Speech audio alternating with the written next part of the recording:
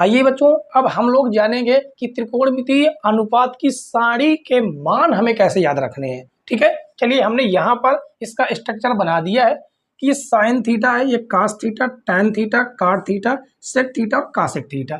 ये 0 अंश, 30 अंश, 45 अंश, 60 अंश और 90 अंश किस प्रकार से याद रखना है। मात्र आपको एक लाइन कैसे करना होगा, केवल बना लेना है। किस प्रकार बनाना है, तो आपको किस प्रकार से याद रखना है आप याद रखेंगे इस प्रकार से। देखिए, पहले शुरुआत होती है नंबर कहाँ से, 0 से। तो 0/4, 0/4, 1/4, 2/4, इस प्रकार से 3/4 और 4/4। अब इनके ऊपर लगा देना है रूट। इनके ऊपर आपको क्या लगा देना है, अंडर रूट लगा देना है। इस प्रकार से इन सभी के ऊपर मात्र रूट लगा देना है। ये तरीका तब आपको करना है जब आपको बिल्कुल कुछ भी ना याद हो। यदि पहली लाइन याद है तो कोई दिक्कत नहीं, आपको बनाने की कोई जरूरत नहीं है। यदि कुछ भी नहीं याद तब आपको ये करना है। ठीक है, चलिए अब एक एक करके बारी बारी से इसका मान निकालेंगे। तो 0/4 है। अब 0 अंडर रूट है, अलग अलग करेंगे इसका रूट 4 इस प्रकार से। तो रूट 0 का मान तो 0 ही होता है और इसका हो जाएगा 2। और 0/0 किसके बराबर होता है, 0 के बराबर। यानी ये वाला जो आपका मान आएगा ये आ जाएगा कितना, ये आ जाएगा 0। ठीक है, ये कितना आ जाएगा, 0 आ जाएगा। अब आपका दूसरा मान आपका कितना है, दूसरा है आपका अंडर रूट 1/4। तो रूट 1 को और रूट 4 को अलग कर देंगे। रूट 1 का होता है 1 और रूट 4 का होता है 2। यानी इसका फाइनल जो मान निकल के आएगा वो आ जाएगा 1/2। अब 2/4 का सॉल्व करेंगे तो इस 1 की जगह पर कर देंगे 2। तो आपको पता है कि इस रूट 2 का तो हम रूट 2 ही लिख सकते हैं, जबकि 4 को हम लिख सकते हैं कितना, 2। अब इसको काटेंगे। देखिए, इस 2 को हम रूट 2 मल्टीप्लाई रूट 2 लिख सकते हैं। आप कहेंगे बिल्कुल लिख सकते हैं। तो यहाँ से रूट 2 से रूट 2 एक कट जाएगा। फाइनल इसका जो मान निकल के आया वो निकल के आया 1/√2।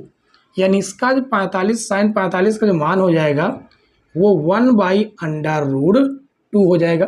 अब इसके बाद अगला मान देखिए, अगला मान हमें क्या लिखा गया है, अगला मान लिखा गया है √3। इसका वर्गमूल अलग कर देंगे और 4 का अलग। तो √3 को तो हम कुछ लिख नहीं सकते, √3 ही रहेगा, जबकि √4 को लिख सकते हैं 2। यानी इसका फाइनल जो मान आएगा वो आएगा √3/2। अब यहाँ पर हो जाता है √4/√4। तो √4 से √4 सीधे काट सकते हैं, जिसकी वैल्यू आएगी 1। यानी इसका मान सीधे निकल के आ गया 1। अब आपको कुछ नहीं करना है, बस आपने साइन का पूरी तरह से स्ट्रक्चर तैयार कर लिया है। तो आपको क्या करना है, अब कास का मान रखना है। किस प्रकार से रखेंगे, आपको रखना है इधर से ऐसे चलेंगे। तो यहाँ पर कितना रख देना है, यहाँ पर 1। इसका मतलब है कास 0 का मान 1।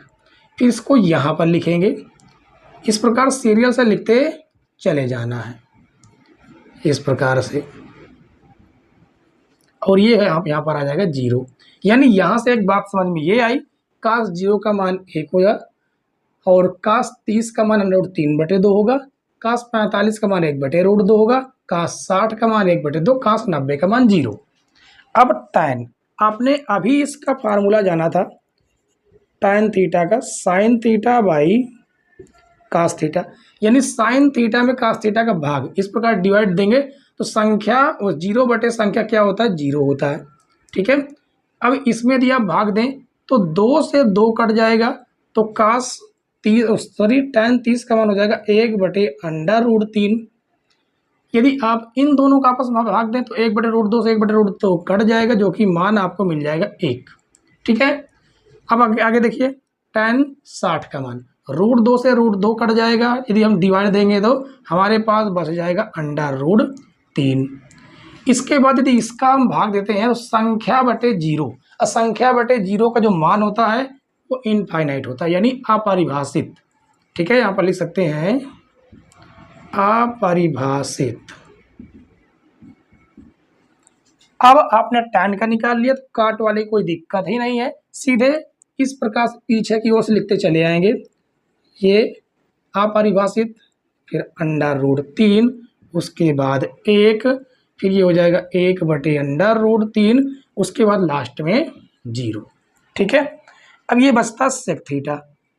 तो हमने आपको बताया था, क्या बताया था कि जो सेक थीटा है, सेक थीटा को ले सकते हैं 1/cos थीटा, यानी कि इस cos थीटा का जो मान होगा वो सेक थीटा का जो मान होगा cos थीटा के व्युत्क्रम होंगे, यानी उल्टा होंगे। तो आपको पता है cos थीटा अब बटे में 1 तो रहता है, तो 1/1 का मतलब होता है 1।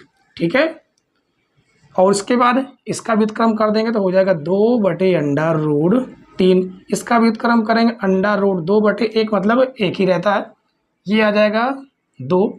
और यहाँ पर देखिए बटे में आपका क्या रहता है, 1 रहता है, तो 1/0 हो जाएगा, 1/0 का मान हो जाएगा इनफाइनाइट। अब उसके बाद आपने सेक का निकाल लिया, तो का सेक का इसका व्युत्क्रम करते चले आना इस प्रकार से, इनफाइनाइट, फिर हो जाएगा 2, फिर ये रहेगा √2, और ये हो जाएगा 2/√3, और ये हो जाएगा आपका 1। ठीक है, तो ये है बच्चों आपका त्रिकोणमितीय अनुपात की सारणी। ठीक है, इस प्रकार से आप इसको चाहें तो इसमें लाइनिंग खींच सकते हैं बहुत ही सरलता पूर्वक। ठीक है, इस प्रकार से ये इसमें बीच में भी इस प्रकार से खींच लीजिएगा ताकि आपको पूरा अलग अलग दिखाई दे। ठीक है, आपको अलग अलग दिखाई दे, आपको तनिक भी कंफ्यूजन ना हो कि कौन सा किसका मान है। तो अब आप देख सकते हैं पूरी तरह से सारा कुछ साफ सुथरा आपको समझ में आ रहा होगा। ठीक है बच्चों, तो बताइए आज की जो फार्मूलों की क्लास थी वो आपको कैसी लगी? अच्छी लगी हो तो एक बार लाइक कीजिए और कमेंट्स करके ये जरूर बताइएगा कि आगे के चैप्टरों के क्या सूत्र आप ऐसे ही पाना चाहते हैं। यदि आप लोग कमेंट्स करते हैं तो आगे जो चैप्टर आने वाला होगा, यानी कि 9.9 तो आपका इसी संबंधित है, और इसके बाद जो आगे फार्मूले जो आगे चैप्टर आएंगे उसके सारे के सारे फार्मूले इसी प्रकार से हम बता देंगे, यदि आप कमेंट्स करके कहेंगे तो। ठीक है, तो मिलते हैं बच्चों अगली क्लास में, तब तक के लिए बाय बाय, टाटा।